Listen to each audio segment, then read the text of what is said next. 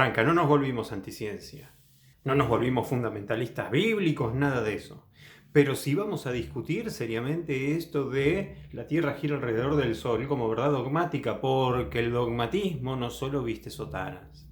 Y viste que el título no te dejó indiferente. Atrás de la pregunta sobre los movimientos de la Tierra, que parece aséptico, que parece que no nos toca, hay cuestiones bien terrenales de poder humano.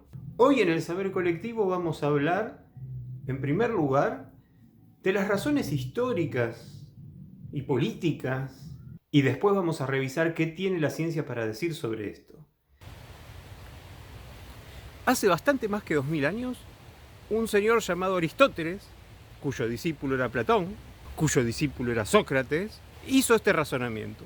Supongamos que un objeto A es movido por un objeto B, le llamamos B un móvil. Supongamos que el objeto B es movido por un objeto C.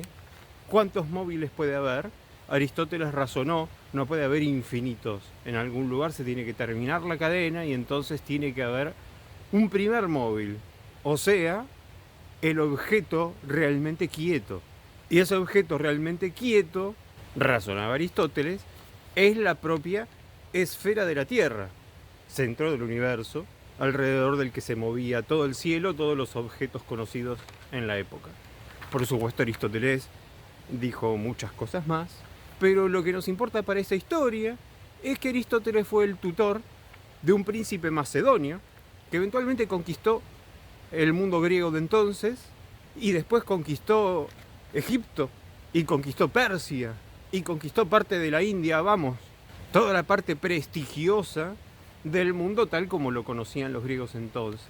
Y así fundó lo que podríamos llamar la bisabuela de lo que hoy llamamos Europa, la Grecia de Alejandro Magno. Y vía la línea de herencia que vamos a ver ahora, es que Sócrates, Platón y Aristóteles se convirtieron, parece, en los fundadores del pensamiento humano. Este imperio realmente no duró mucho como poder político, pero sí claramente a nivel cultural.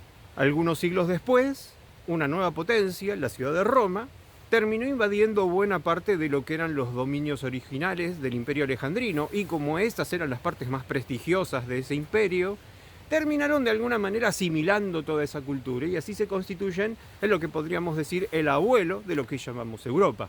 El Imperio Romano además invadió zonas que hasta entonces eran absolutamente ignotas, como lo que ellos llamaron Germania, lo que ellos llamaron Hispania, lo que ellos llamaron Britania, que ya sabemos en qué se terminarían convirtiendo, pero eso viene después. El Imperio Romano heredó de Grecia, cambiándole los nombres, básicamente todo su panteón de dioses, pero en Medio Oriente surgió un movimiento subversivo, a partir de la figura de Jesucristo, que terminó convirtiéndose en un movimiento de masas gigante dentro del imperio, al punto que eventualmente el propio imperio terminó adoptando esta nueva religión y convirtiéndola en una religión de Estado. Y así es como surge la madre de lo que hoy llamamos Europa, la cristiandad. Es gracioso cómo, pese a que el poder de Roma decayó eventualmente, había imperios romanos por otros lados. El Imperio Romano de Oriente, Bizancio, el Sacro Imperio Romano Germánico, lo que sería Alemania, Francia. Lo que pasa es que lo que volvía romano a cada uno de estos imperios no era la ciudad de Roma, sino que eran una teocracia católica apostólica romana. Y llegamos al siglo XI de la cristiandad, que hay que situarlo un poco. Una cosa que hay que entender de esta sociedad es que era el extremo pobre de la ruta de la seda. Si hoy conocemos más del siglo XI de esta parte del mundo y no de África, Asia, la propia Sudamérica, es simplemente porque eventualmente esa parte de la tierra se volverían nuestros colonizadores. Pero para entonces eran realmente una zona irrelevante del mundo, muy pobre, muy frugal. Y para administrar esa frugalidad tenían lo que hoy se conoce como el orden feudal. Básicamente esto consistía en una enorme masa de campesinos, que nacían campesinos y se morían campesinos, y no podía ser de otra manera porque el orden legal era así: si nacías campesino, te morías campesino.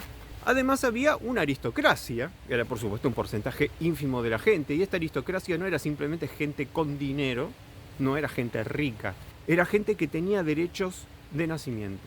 O sea, uno no era propietario de la tierra, uno no podía comprar un campo, uno heredaba un campo y lo heredaba con la gente adentro. O sea, básicamente, si eras un conde, un landlord, eras dueño de los campesinos que vivían ahí adentro. La gente no podía moverse libremente. Si había algún problema y vos eras el landlord, tenías que ser juez de todas las disputas que hubiesen. Vamos, un orden completamente diferente a como pensamos las cosas hoy. Y en la superestructura de todo esto estaba el clero. Porque acá tenemos que hablar de Dios. Hacia el siglo XI, la presencia de Dios en la sociedad de lo que hoy llamamos Europa, entonces la cristiandad, era realmente opresiva, estaba por todos lados, era el fundamento de absolutamente cualquier cosa, había que invocarlo para cualquier cosa. Por supuesto que Dios era quien confería el derecho de nacimiento a la aristocracia. Dios era la piedra angular de la organización feudal. Y entonces, en este siglo, es que aparece Santo Tomás de Aquino, recuperando a nuestro amigo Aristóteles. ¿Qué dijo este buen hombre? Bueno, claramente Aristóteles era una persona brillante, nadie lo puede negar, pero no dejaba de ser un pagano.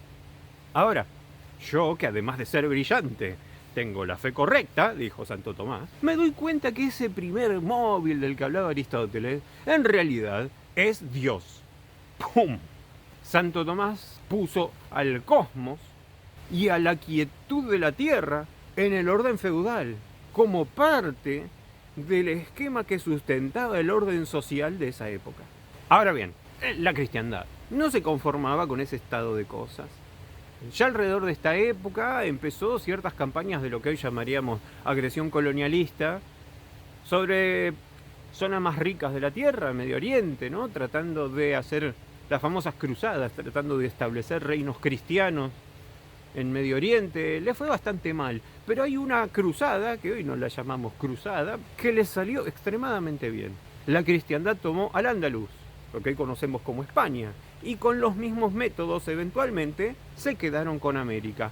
¿Qué pasa entonces en el siglo XVI? Esa vieja cristiandad frugal se vio inundada de riquezas. Y entonces el sistema de valores feudal ya no era funcional. Estas nuevas riquezas pusieron en tensión todo el sistema feudal. No vamos a hablar con ningún detalle de la aparición del protestantismo, la guerra de los 30 años, las guerras napoleónicas, en fin. La cosa es que finalmente en el siglo XIX surge lo que hoy llamamos Europa. ¿En qué consistía? Una nueva clase social, la burguesía, desplaza políticamente y económicamente a la aristocracia, lo que hoy llamamos el capitalismo. Dios es desplazado del lugar de fundamento para ser reemplazado por la ciencia, esta institución que justamente se establece en el siglo XIX, aunque pondría sus orígenes mitológicos en el Renacimiento, y la escuela masiva, la escuela prusiana. En la narrativa burguesa, el hombre blanco observa el universo librado de los viejos prejuicios del oscurantismo y ve así la verdad a través de los ojos de la ciencia. Ese es el fundamento de su superioridad, que eventualmente, por ejemplo, emplearon para justificar el colonialismo, entre otras muchas cosas. En este contexto, Pur si muove se convirtió en el símbolo del triunfo de la burguesía europea. Ahora, a esta altura de la Soré, en Sudamérica, la burguesía europea no necesita abogados defensores. En cambio, el pensamiento crítico creemos que sí. Así que, a por ello. Primero señalemos que aquel razonamiento de Aristóteles tiene sus agujeros. No porque el razonamiento en sí mismo estuviese mal, sino porque todo razonamiento siempre va a tener ciertos implícitos. Y queremos señalar acá dos implícitos. Primero, cuando Aristóteles habla de que A es movido por B y B es movido por C, ¿quién mueve a quién? Es una relación completamente jerárquica. No tiene por qué ser así. De hecho, en la mecánica contemporánea, la relación es completamente simétrica. A influye en el movimiento de B en la misma medida que B influye en el movimiento de A, y eso es la tercera ley de Newton. Pero además, en el viejo mundo greco-romano cristiano, nadie sintió jamás la necesidad de ponerse a definir qué quiere decir moverse. Las cosas o están quietas o se mueven. En todo caso, hay que ver cómo explicamos que algo se mueva o esté quieto.